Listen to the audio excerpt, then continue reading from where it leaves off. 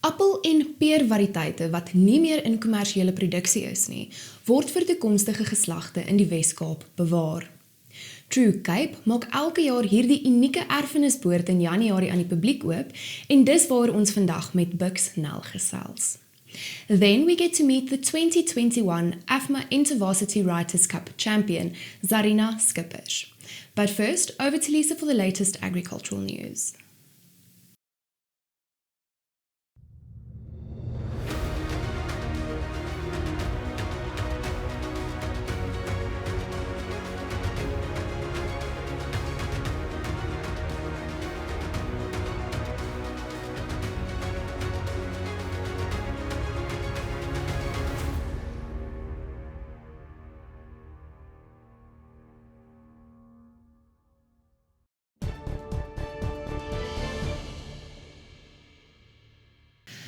Welkom by vandag se nuus. Suid-Afrikaanse wynprodusente verwag 'n kleiner oes in vergelyking met 2021 sin. Dit volgens die tweede van 4 oeskattinge wat onlangs deur die bedryf vrygestel is. Hierdie verwagte afname word hoofsaaklik aan 'n afname in wingerdstand, hoë siektedruk en hittegolwe in sekere streke toegeskryf. So sê Konrad Skutte van Windbrou. Die oes word kleiner geskat in die meeste verbouingsstreke met die uitsondering van Stellenbosch, die Kaapse Suidkus en die Klein Karoo. Konrad meen die algehele afname in die 2022 wyndryfoes kan toegeskryf word aan wingerduitkappings in veral die Noord-Kaap, Olifantsrivier en Robertson streke. And the Western Cape Department of Agriculture has confirmed an outbreak of African swine fever in pigs in KwaNonkaba near Mossel Bay, according to a statement by the South African Pork Producers Organisation, SAPO. This is the first outbreak of the deadly disease in the area. It is estimated that about 75 pigs have died thus far, with some 500 pigs remaining in the community. The area has been placed under quarantine and community members are urged to not remove any pig or pig products from this area. En die wolmark is besig om te stabiliseer na die terugslag wat COVID-19 die mark toegedien het, so sê Leon Du Plessis, 'n wolafslaer by WKB. Du Plessis sê hy verwag 'n moontlike stygende tendens in 2022. Hy sê egter dat onsekerheid rakende COVID-19 en wêreldhandelstendense steeds groot druk op die wolbedryf en markgroei gaan plaas. Hy meen dit kan daartoe lei dat die mark 'n bietjie stadiger groei. Die wisselvalligheid wat in die rand-dollar wisselkoers waarneembaar is, speel 'n groot rol in markbewegings. Die wisselkoers wissel daagliks tussen R15.50 en R16. En dit is dan vandag se nuus, maar moenie weggaan nie.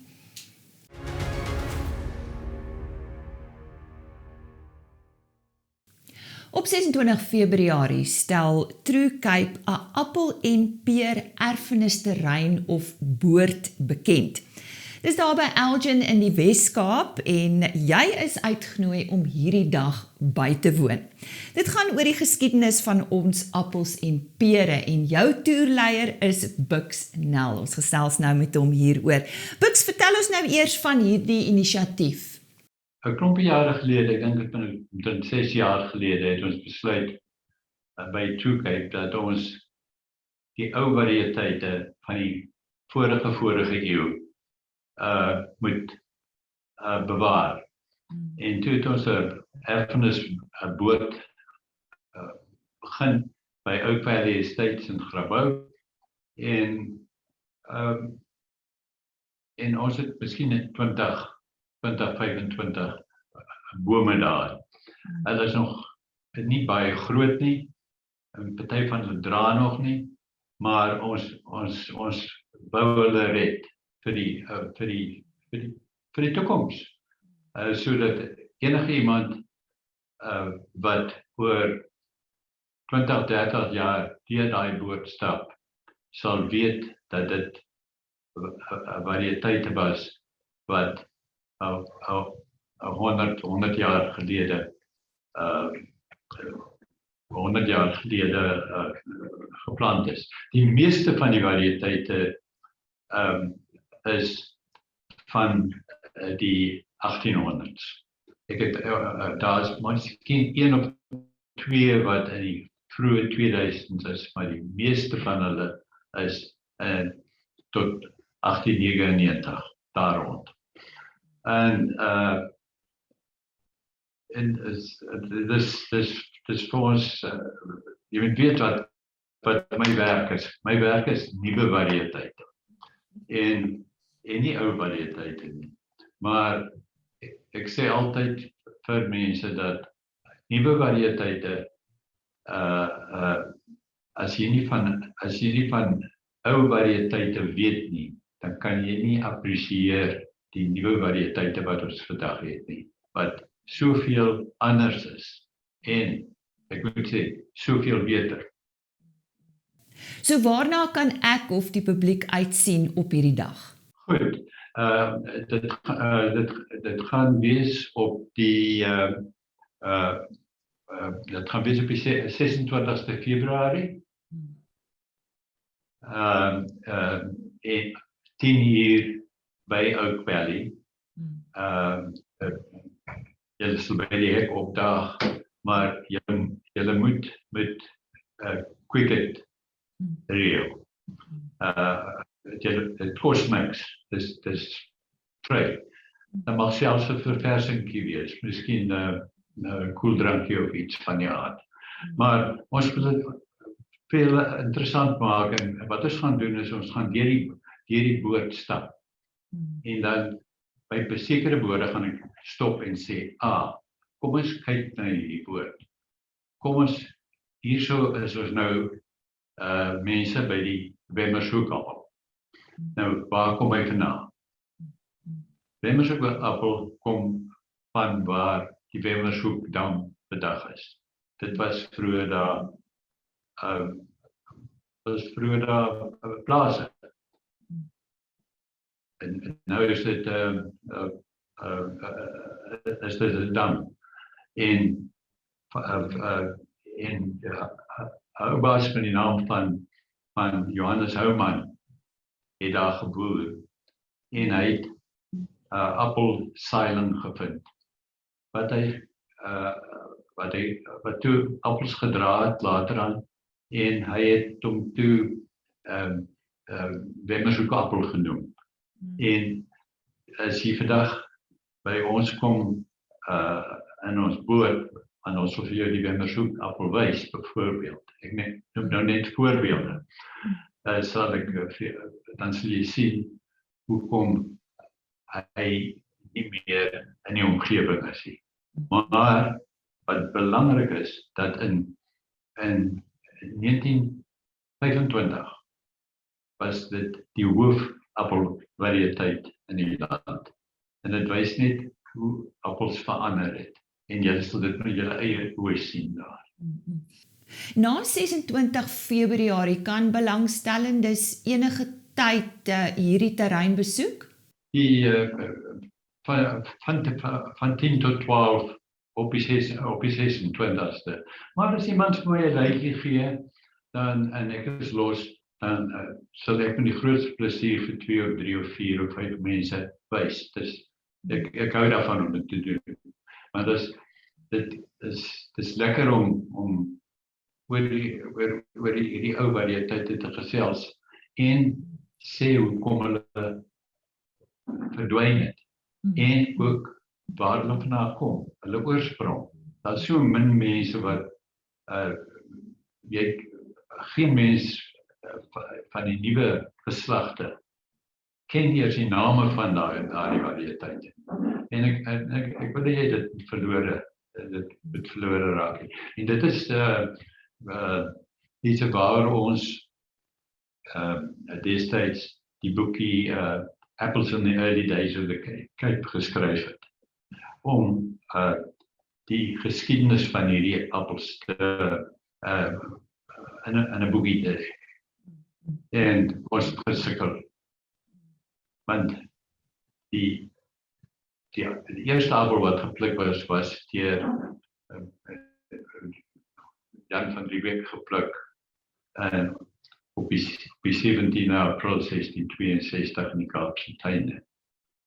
Daarna was daar amper geen rekords van van die nuwe variëteite appels nie, behalwe predikant Valentijn wat in die 1720s paar goed genoem het, soos die kroonappel. Maar daarna was daar amper 150 jaar van wat ons niks kon kry nie, tot net voor die 2000s, toe Harry Pixton, wat 'n kweker was, wat baie goed rekord gehou het, en hy het ons het baie van sy kennis gekry uit sy katalogusse uit, en hy was ook 'n goeie korrespondent met sy customers. Buks, nou om jou af te sluit, wie's nou vir hierdie boord verantwoordelik? Jy? Ja, ons kyk miskien nie so goed na die boord soos ons moet nie, maar dit is wat ons wel doen is, ek probeer die bome oud laat lyk, so die nie so mooi soos al die bome in Grabouw of op Oud Valley nie, want dit moet oud lyk, en daarom snoei ons dit oud, ons doen dit oud, en wat belangrik is, daardie dag sal julle die wynappel sien. Miskien nie die appel self nie, maar jy sal die boompie sien, wat die wynappel wat Jan van Riebeeck in April maand van 1662 in die Kaapse tuine gepluk het. En ek dink dit is nog 'n lang uitvinding, en ek dink dit is 'n voorreg om dit te doen. Daar mag miskien 'n appeltjie al hang, want ons het maar die bome ingevoer 2 jaar gelede. Daar sê, dit is dan Buks Nel wat vandag met ons gesels het oor hulle erfenisboord of terrein, wat amptelik open op 26 Februarie tydens 'n spesiale geleentheid, en onthou om jou kaartjie te koop op quicket.co.za.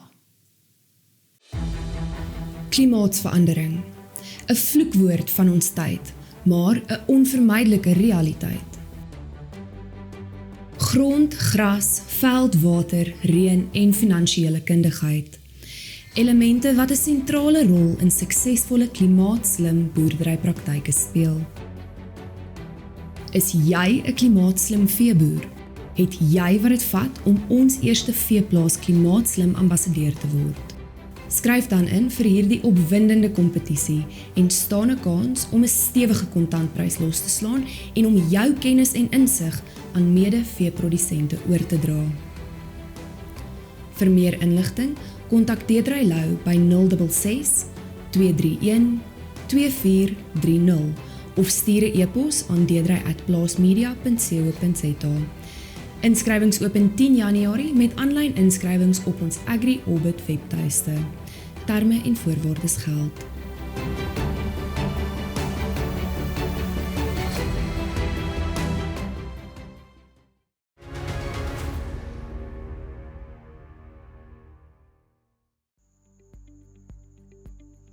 Altyd lekker om met die boere te gesels. En die boere is gelukkig, hierdie jaar is hulle die eerste wat gaan hoor oor Bitcoin. Ek het 'n vriend vir my wat Bitcoin koop en verkoop, en hy's 'n boer, en hy is verskriklik teleurgestel. Hy sê, wie vra ons toe jy laas jaar praat van Bitcoin by 65.000, dat jy 'n dubbeltop sien. Toe dog ek, jy is heeltemal simpel, dit kan nooit gebeur nie. Nou ja, ek wil net vir die kykers wys hierso. Hier is die dubbeltop wat ons van gepraat het. Daar was die vlakkie by 62, hy het opgegaan hier by 65, maar wat my bang maak is die volgende, en ek wil dit nou net vir boere gee, want ek wil julle het genoeg risiko in julle boerderye, want ek weet baie boere het hierdie jaar verskriklike pragtige oeste, en ander is weer bekommerd, want die reën het baie van die skade aangerig. Kyk net na hierdie dubbeltop, as hy gaan uitspeel, gaan hy begin uitspeel onder $31,000. Nou as hy onder dit breek, kyk waarheen kan hy gaan. So ek wil nie vir boere bang praat nie, ek wil net sê, kyk daar. As dit waar is, laat hierdie grafiek waar is, dan kan hy hierdie prys tot onder $5000 vat. So, een van twee dinge gaan gebeur. Of Bitcoin gaan by hierdie vlak begin vaskop by 31000, aparte pragtig na bo, of hy gaan ons verbaas hierbo 43000 om weer pragtig na bo te skuif. Maar wees net versigtig, hierdie dubbeltop op 'n weeklikse grafiek is nog steeds in spel om te ontwikkel. Hy het nog nie aangeskop nie, maar hy het ontwikkel. So, as jy in Bitcoin is en jy het baie geld gemaak of jy het nou net gekoop, hou hierdie lyn dop. As hy hier vanaf opspring, is jy gelukkig, jy kan al bykoop, maar as hy onder daai lyn is, wees versigtig want dit dubbeltop kan dalk net uitspeel. Besoek gerus ons webtuiste www.franseklerk.com vir meer inligting en ons gesels weer.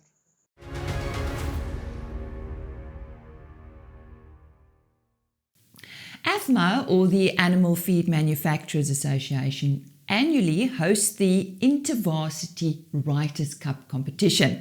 This is to encourage universities, student promoters and students to communicate relevant research information on the AFMA Matrix Quarterly magazine.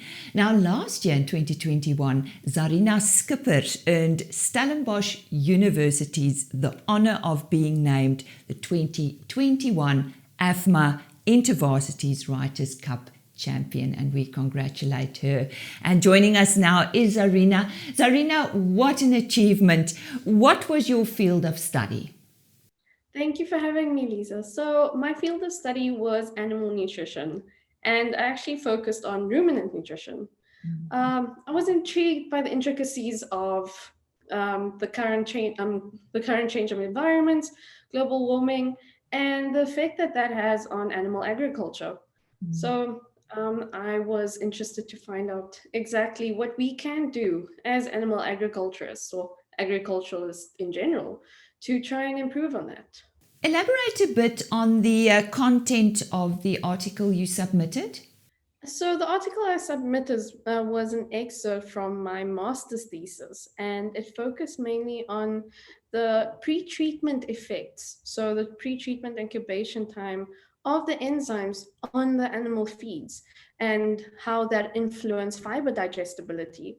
And in other words, how it increased the availability of nutrients in the feed. So basically, the extent of fiber degradation would indicate how much the fiber would be digestible in the animal and how much nutrients would be then available. And if you're specifically looking at poor quality feeds, and I focused on straws mainly, that improving the digestibility and the nutrients availability within these poor quality feeds would make a big difference, I believe, in the animal agricultural sector.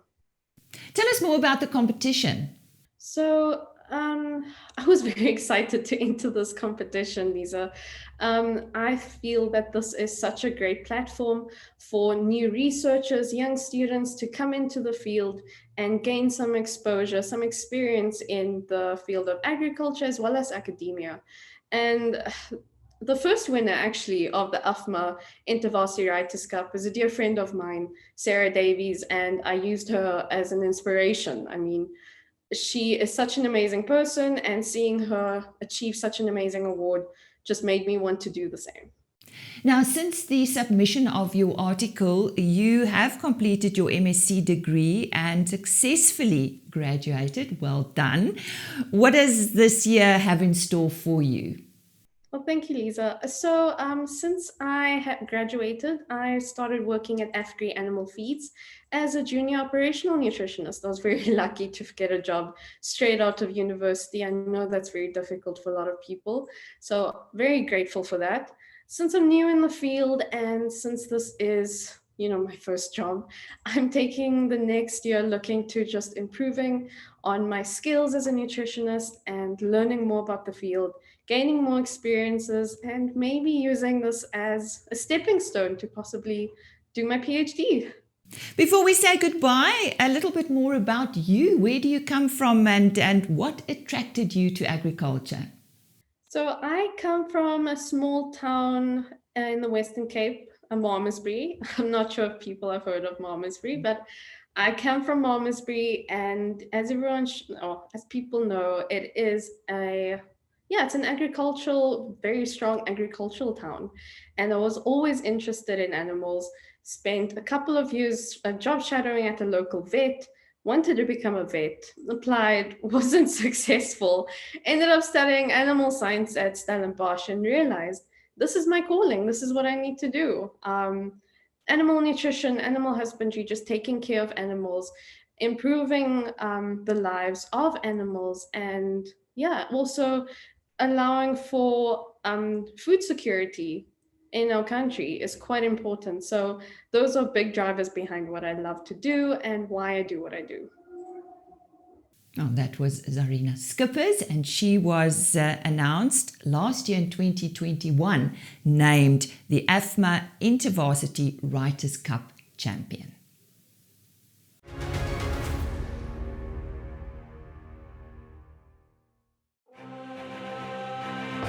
BKB, die betroubare tuiste van landbou.